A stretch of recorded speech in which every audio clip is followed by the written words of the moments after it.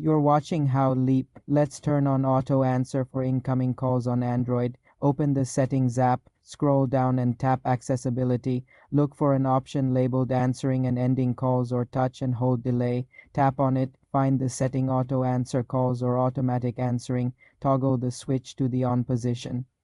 You may be able to set a delay, like answering after 2 seconds.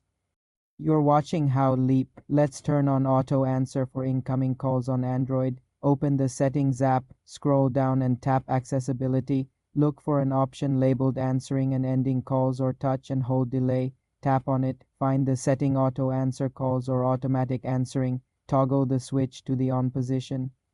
You may be able to set a delay, like answering after 2 seconds. If you don't see this, search auto answer in your settings search bar. This feature is helpful for hands-free use. To turn it off, return to the same setting and toggle the switch off. For more simple tech tutorials, subscribe to the channel.